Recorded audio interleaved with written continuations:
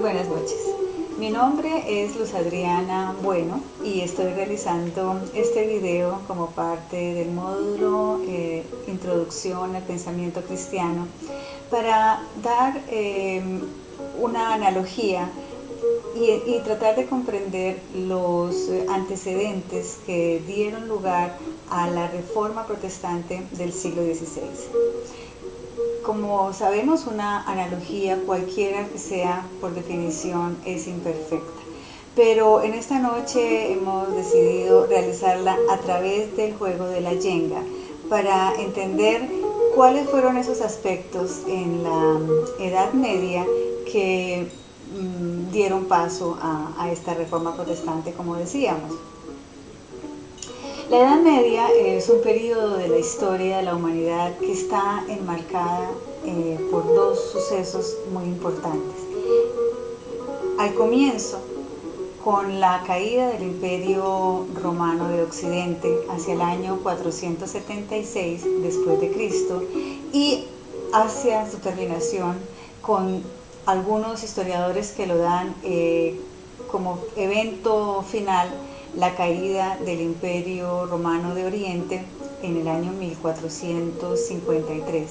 Otros historiadores, por el contrario, marcan ese hecho en el descubrimiento de América que ocurrió en el año 1492.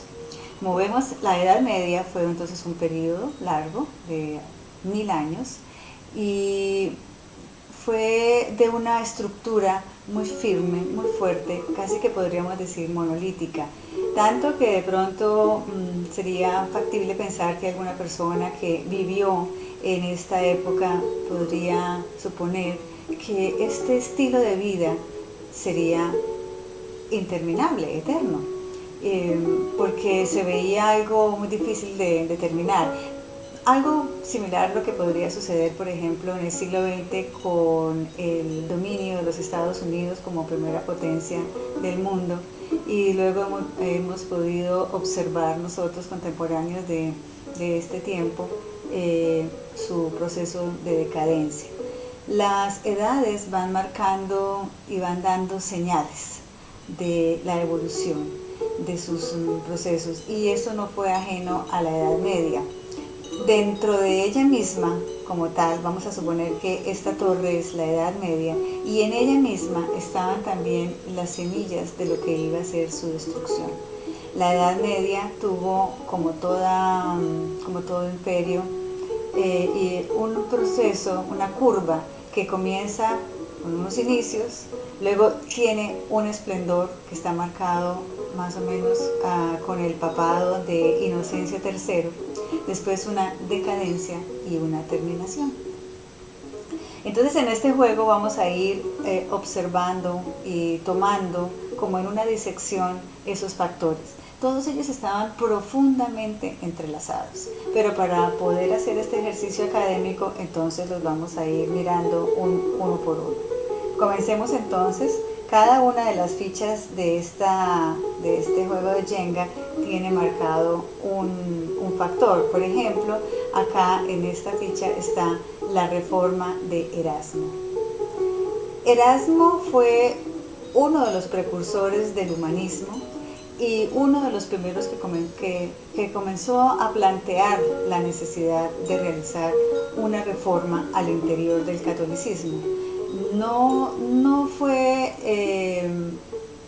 se llevó a cabo, no se concretó esta reforma, tal vez por el mismo espíritu conciliador que tenía este hombre, muy afiliado a la religión católica, pero sus aportes realmente fueron muy significativos en este proceso.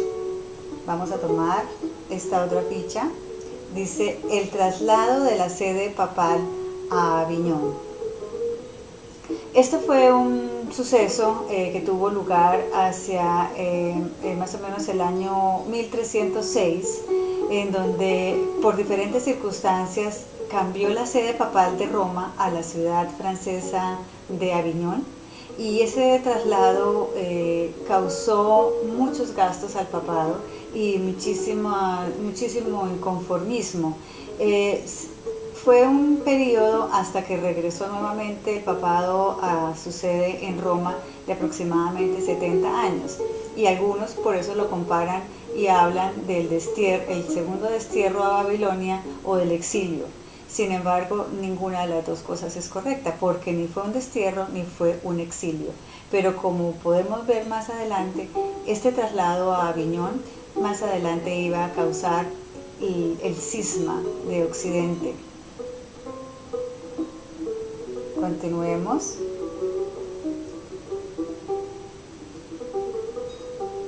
Tenemos acá la insatisfacción de los campesinos.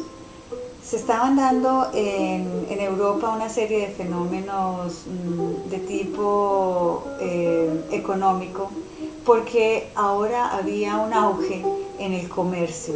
Estaba cambiando el estilo feudal hacia un estilo muchísimo más mercantilista, con intercambio de mercancías por las nuevas fronteras que se habían abierto. Entonces vino realmente una decadencia para el estilo de vida del campesinado. También ya había ese fenómeno de la urbanización y la agricultura no era una actividad muy rentable en ese momento.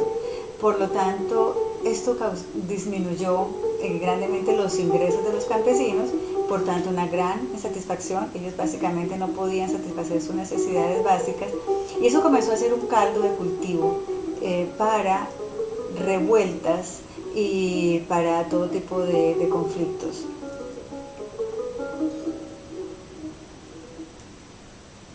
Acá encontramos la decadencia del papado.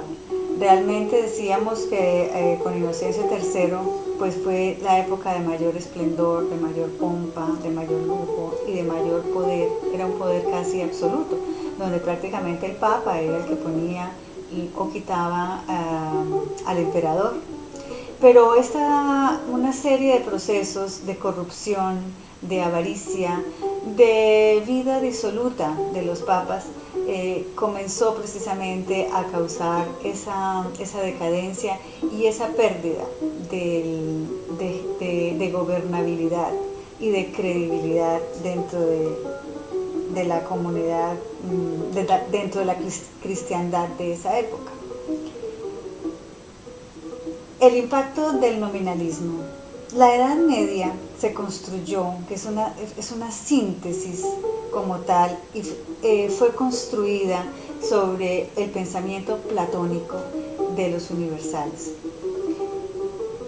Y estos universales nos hablaban de una unidad indisoluble entre el mundo de las ideas y el mundo de lo material, y de una conexión entre estas dos realidades, y que a través de estos universales, esas realidades del mundo superior debían ser totalmente evidentes para las personas.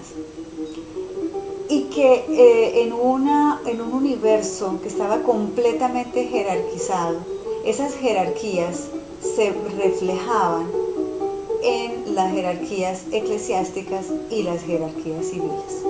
Pero la introducción del pensamiento de Aristóteles a través del tomismo planteado por Santo Tomás de Aquino hace que ese tipo de pensamiento ya sea algo totalmente insostenible.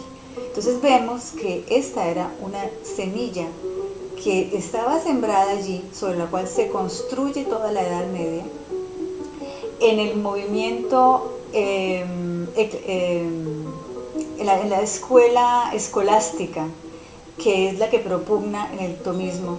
Allí mismo está sembrada esa semilla de la destrucción, porque ya hace insostenible totalmente este tipo de pensamiento. Acá podemos ver el auge del sentimiento nacional. El mapa en Europa comenzó a cambiar, y comenzó a cambiar por varias razones. Por ejemplo, en España, las guerras que se libraron en la península ibérica contra el moro, es decir, contra el Islam, comenzaron a generar un sentimiento nacionalista. Este movimiento lo podemos ver en los diferentes países de Europa, en donde comienza a fortalecerse la identidad nacional por encima de una identidad continental. Y vamos a ver cómo realmente este es un factor bien importante, porque cada país comienza a propender por sus propios intereses.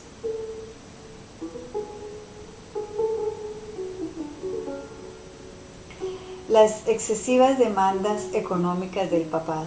Como decimos, el papado había llegado a unos niveles de excesos y de lujos que sus propias arcas comenzaron a ser totalmente insuficientes para autosostenerse.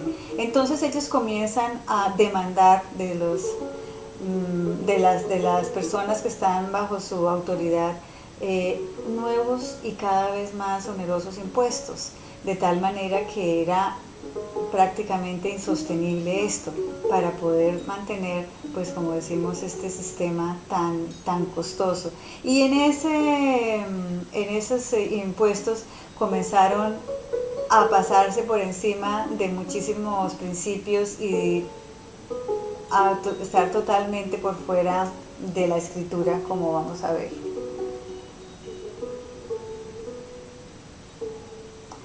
Este se conecta perfectamente con este factor que habla de la pérdida de la autoridad de la jerarquía eclesiástica.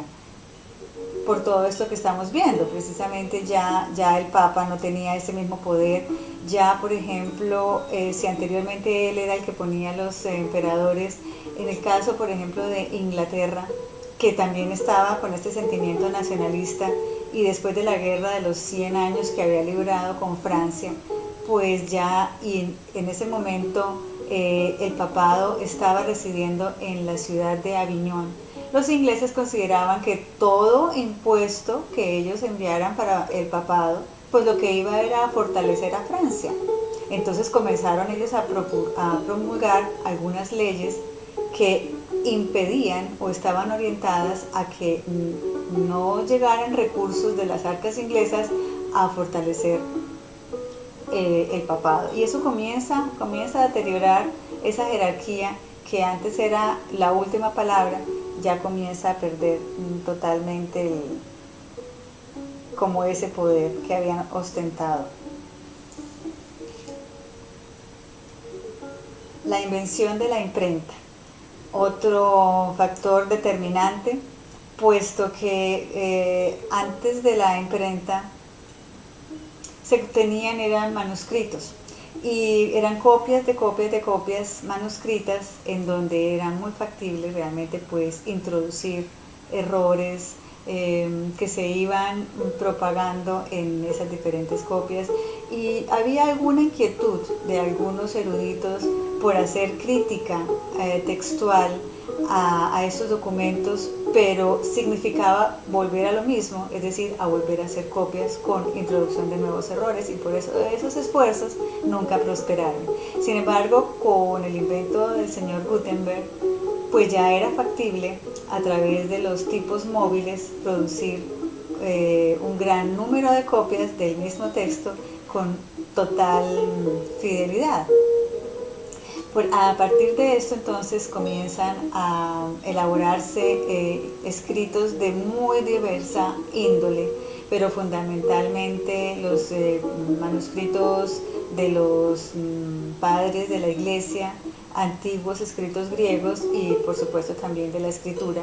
Y esto hizo que fuera mucho más accesible toda esta literatura para el público en general, aunque seguían siendo muy costosos, pero ya tenían una difusión muchísimo más amplia de lo que habían tenido anteriormente.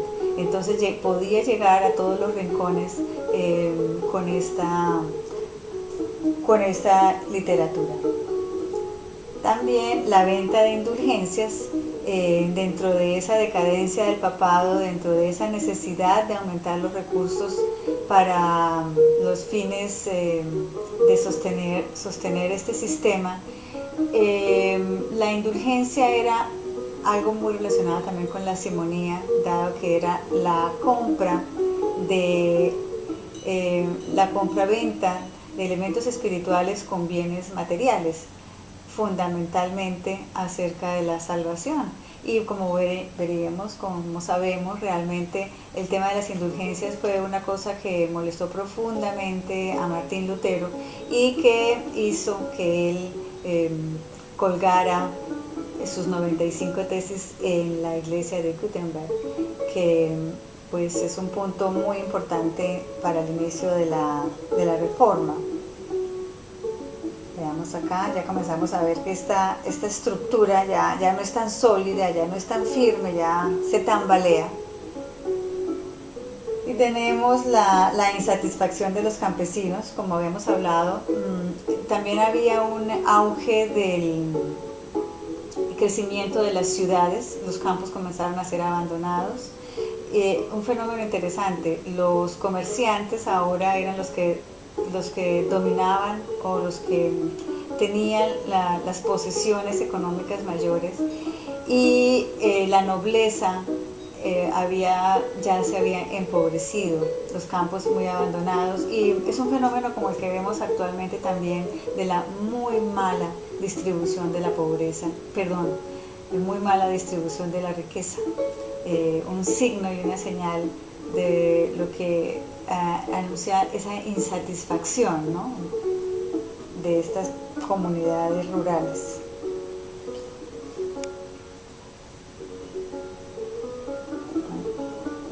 Aquí a ver en la base, bueno, el señor Lorenzo Valla. Lorenzo Valla era un secretario del Papa, y este secretario comenzó a hacer crítica textual a un documento muy importante que se llamaba La Donación de Constantino. En ese documento supuestamente está la confirmación de la sucesión apostólica y de la jerarquía papal, que daba el poder terrenal y espiritual a los papas. Lorenzo Valla demostró que este documento era falso, era espurio, quitándole muchísimo como soporte, muchísimo peso, autoridad a ese gobierno papal.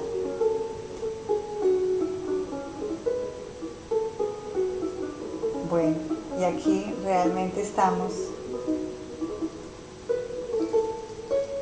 muy cerca de este colapso.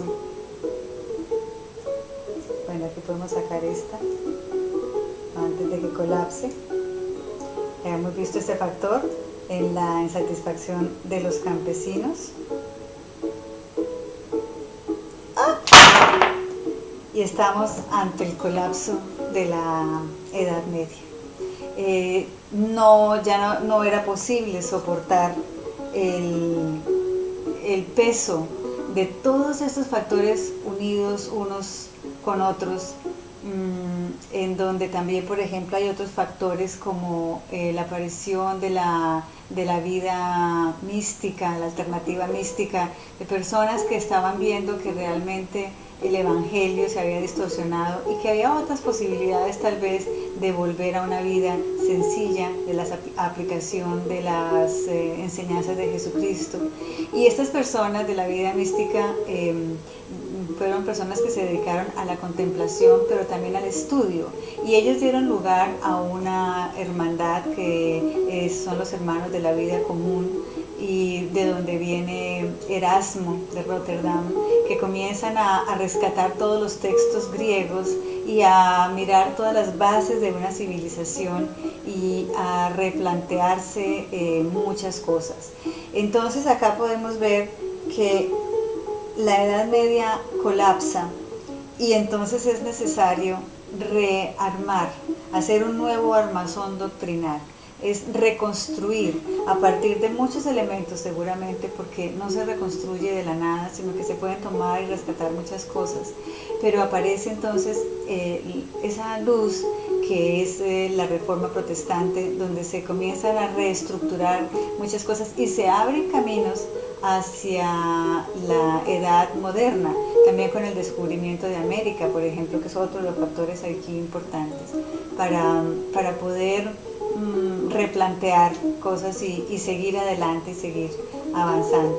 Entonces, de esta manera, pues mostramos cómo la Edad Media ya ha colapsado y abre paso para que se dé la reforma, que no solamente viene con Lutero, sino con muchos pensadores que también en este tiempo de la Edad Media habían comenzado a plantearse muchos temas inquietantes. Bueno, muchísimas gracias por la atención y muy buenas noches.